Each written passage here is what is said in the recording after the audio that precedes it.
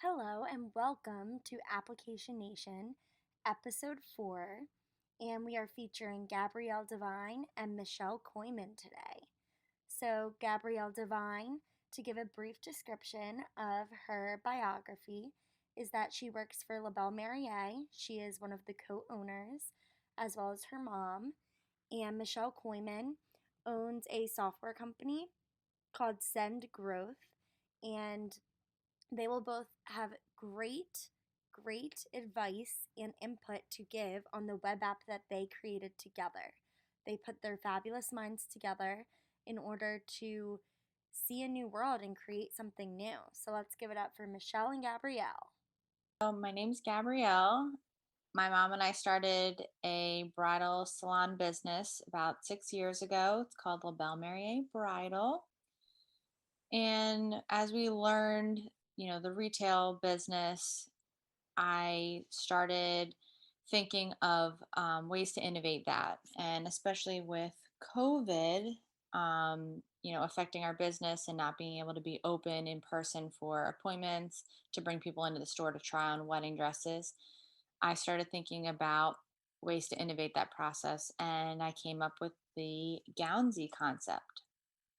So, Gownzie.com is a website you can go to where you upload a picture of yourself and you can virtually try on wedding dresses that we actually have in the store. So, how it works is the picture of the dress overlays on top of your body, and you can kind of, expand or contract the picture to fit your body and just get a general idea of what a dress would look like on your body. So, this is going to help people figure out, do I want sleeveless? Do I want strapless? Do I want sweetheart neckline? Do I want long sleeves? Do I want a fitted gown? Do I want A-line? Do I want trumpet? All kind of those style points. Also colors. Do I look best in a beige, an off-white, a bright white, diamond white? Kind of seeing those different things so that they're better educated when they go into a bridal salon like LaBelle Merrier. They can say, you know what, I kind of have a general idea of what kind of dress I'm looking for. Prior to this, everybody shops around on Pinterest looking at pictures and saving their Pinterest pictures and saying, oh, these are the dresses that I think I would like. Well, Gownzie takes it one step further of, I love the style of this dress. I love the details and design. Does it look great on my body? You know, with my coloring and my shape, all those things. So it kind of just gives brides an extra research point prior to physically going into a bridal shop and picking out their wedding dress. Right, absolutely. So how did you find people with software experience to help you bring this idea to life? Lucky for me, Michelle and Jordan are the sister and brother in law of my sister in law. So I knew them again through my sister in law, and I knew kind of what their background in tech was and projects they had worked on. And, at meeting them at family functions, I asked them about this project I was trying to create and if they would be able to help me out, and they were game to do it. So it worked out really well. Awesome. How did you choose what to incorporate into Gownzie? How did you prioritize what you wanted to include in there? So I had a huge list of things I wanted to accomplish with this web app. And unfortunately, all of them don't exist just yet. So it was really working out what I wanted and what Michelle and Jordan's capabilities were, and kind of picking the most important things from there. So, um, the most important thing was having the dresses look realistic, being able to see all the detail of the dress, and then being able to manipulate the dress enough that you can get a general idea of what it would look like on your body shape. Now, kind of moving forward. So I know that you had said that it's not quite an app yet that you can download on your phone, but that was a direction that you wanted to go in, as Gownzie grows and how you can make it grow. So the difference between a web app and an app. So why did you go the web app route instead of the app route? We went the web app route. So what a web app is you go to a website and it acts like an app. It feels like an app. It doesn't feel like a website, it feels like an app. But unfortunately you don't download it in the app store. The benefit of doing a web app is we didn't have to make two versions, one for iOS like iPhones and an Android version that's a lot more time consuming and expensive, and allows us to kind of update it a little easier versus like an app is, I think, a little harder to update. Michelle can touch more on that than I can. But yeah, it was just faster to get it up and running and also cheaper. Yeah, so as for expenses, is an app really expensive to create? Is it harder to create than a web app? If Yes. you're aware of that, yeah. So, as for when you started La Belle Marier, what influenced you to want to create Gownzie and move that direction? Well, I think when you have an entrepreneurial spirit, I think your mind just kind of works in that way and you're always thinking about how to innovate and create more. And again, being in the running the store for 6 years and kind of having that as a nice even flow, like it allows my brain to wander into other things. And doing something like this, which is all virtual versus like a retail store is all physical, it was like a nice balance of like spreading my creative wings, let's say.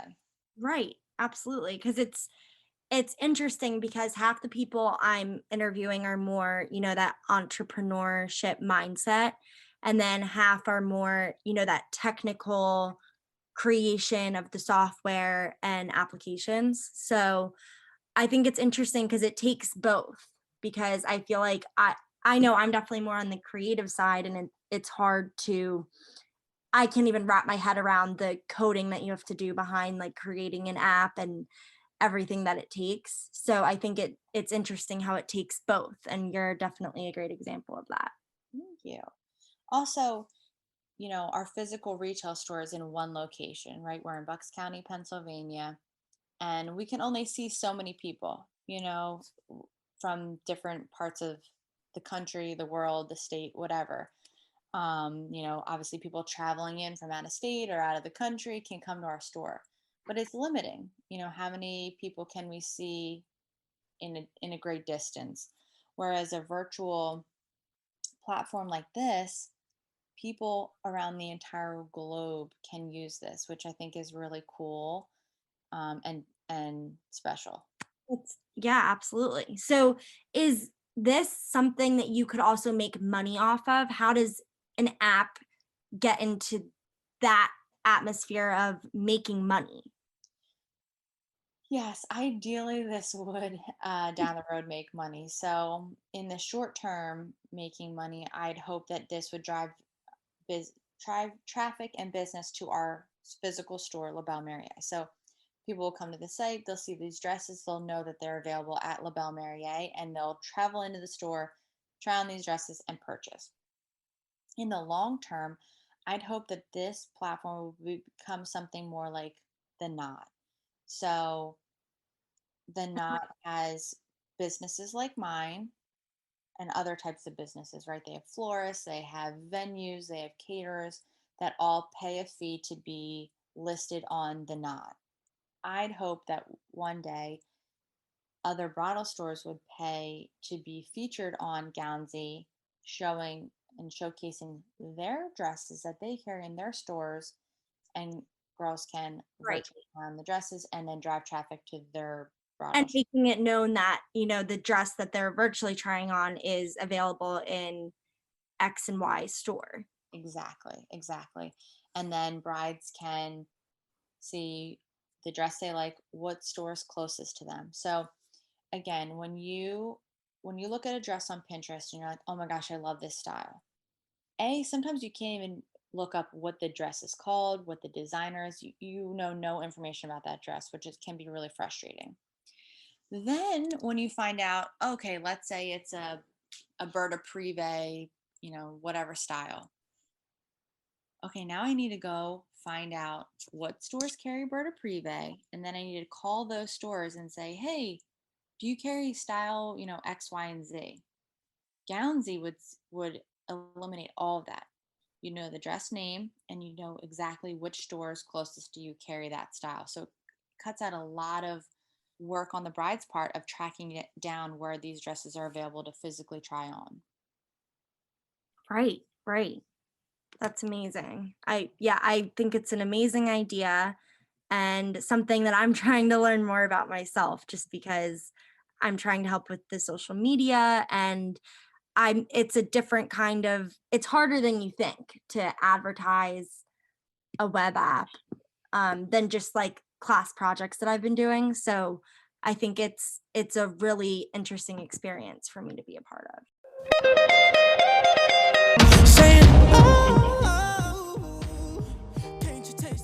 Now that Gabrielle's given us a taste of what Gownzie is and how it works, now let's hear from Michele Coeyman from Sengrowth.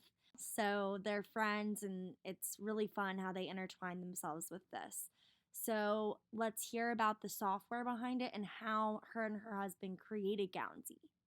Sure. My name is Michele Coeyman. I run a local Philadelphia-based software business with my husband, and I am more of the project management and the financial side of our business.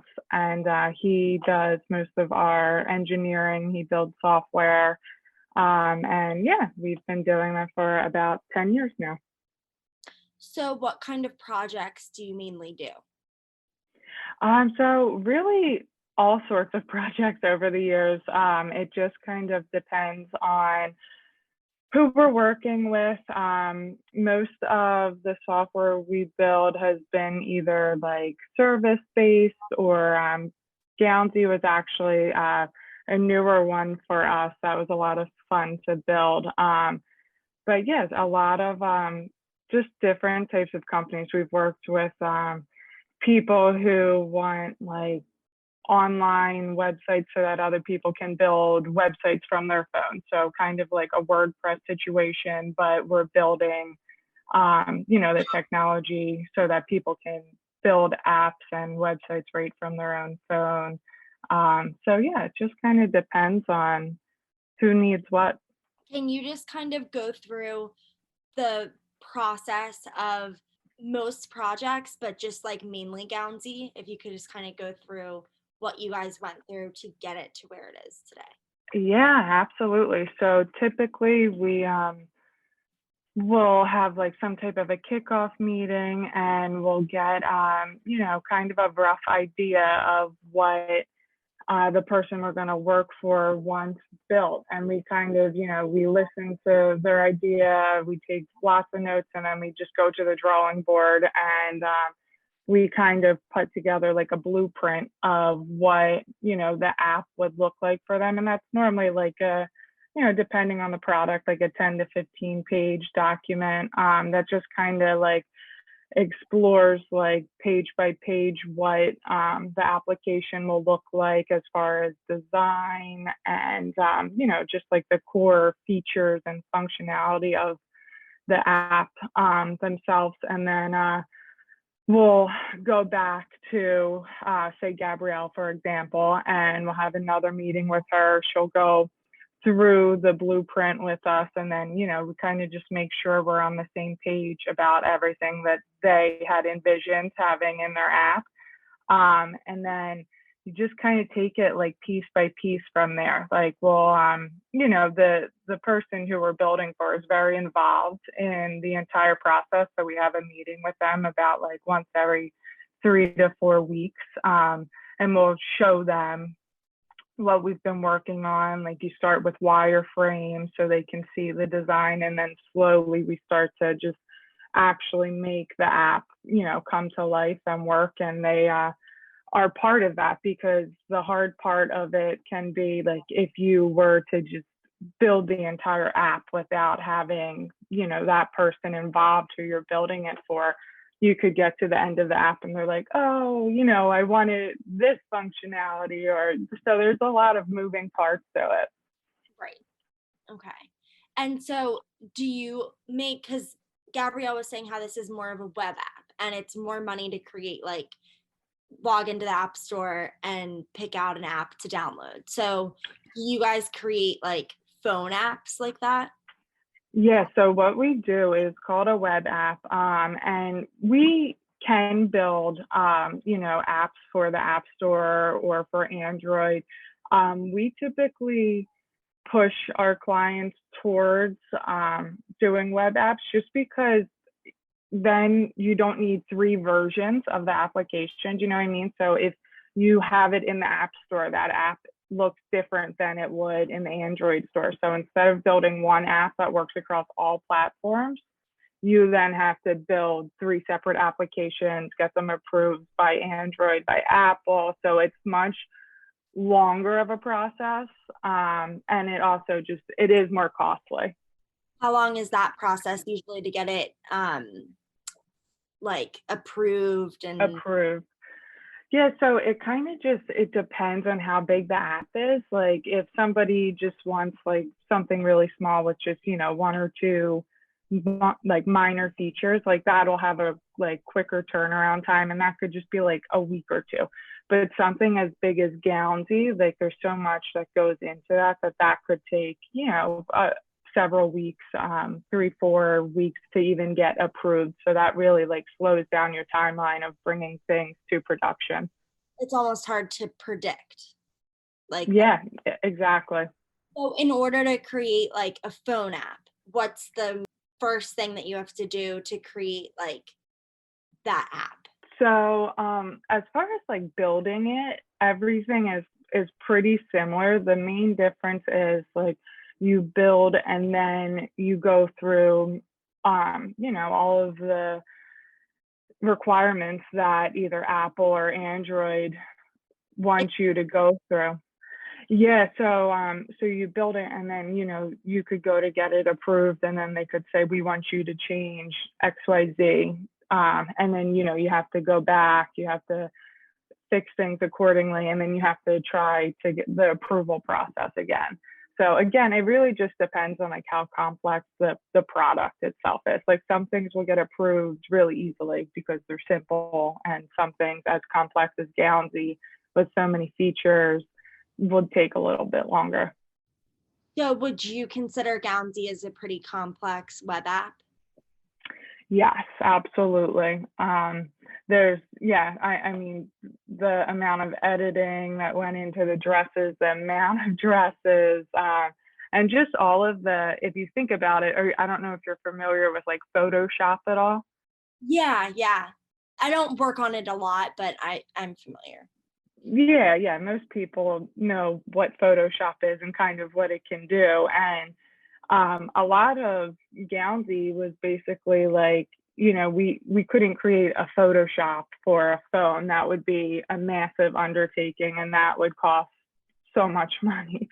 So we, took some like core features from Photoshop and apps similar to Photoshop, and we, just were thinking about, what exactly do we need for this dress app to, make it work and kind of feel like a little bit like Photoshop, where you can kind of like overlay different colors to see, the dress in a different color. Like that's something you would be able to do in Photoshop, and like the resizing and all of that stuff.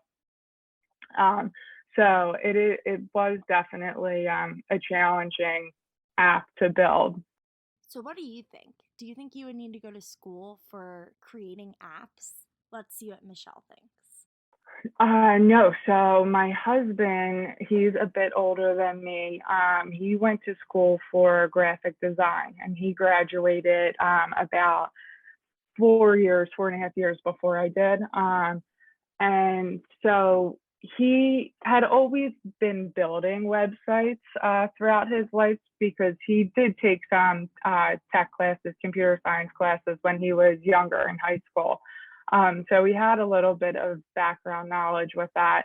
And then he decided to go for graphic design. And he kind of just was self-taught after that. And for the last 10 years has, really learned how to develop in a few different languages. And, so that's kind of how we got involved with this. And I went to school I went for criminology, political science, and history. So, yeah.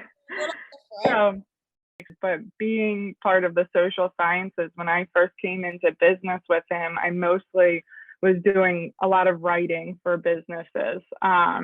And we were kind of more geared towards like doing marketing and advertising. And that's how we got our foot in the door. And back then it just was, he was getting our clients and building smaller applications. And then a lot of people would just come to us, business owners would come to us, and they would want us to run Facebook ads or write blogs for their websites and things like that. And then it just kind of evolved over the years. There were more people that had a need for building software applications. It was funny. We really at first wanted to do more marketing and advertising, and then we just constantly were being pulled back into software. So probably the last 5 years now, we've basically done away with our marketing and advertising services, and we just focus heavily on building software. And it was funny during the pandemic, we really lucked out. A lot of businesses, kind of either took a hit or ended up closing fully. And a lot of people were coming to us saying, we need an online website, or I want to build this new business. I can't rely on, my brick and mortar businesses anymore, because that's just kind of the way things are trending at this point. That's awesome. So people were just reaching out to you? Yeah. So most of our clients we have worked with over the years, and then we truly don't do any paid advertising anymore.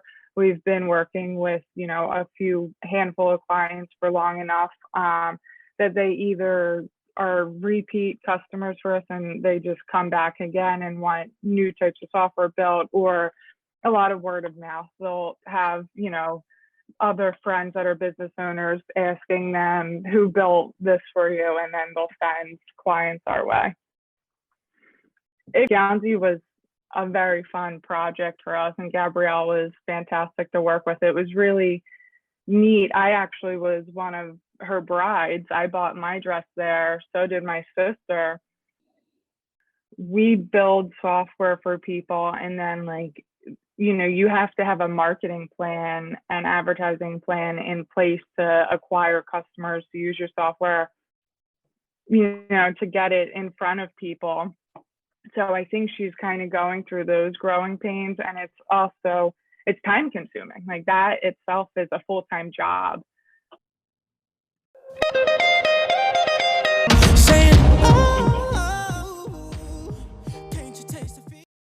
Thanks to Michele and Gabrielle, we now know the inside look of creating a web app, as well as the generation of ideas behind it. I hope that you guys all enjoyed it, and I hope that everyone learned something, because I know I have. Thank you, and stay tuned for the next episode of Application Nation.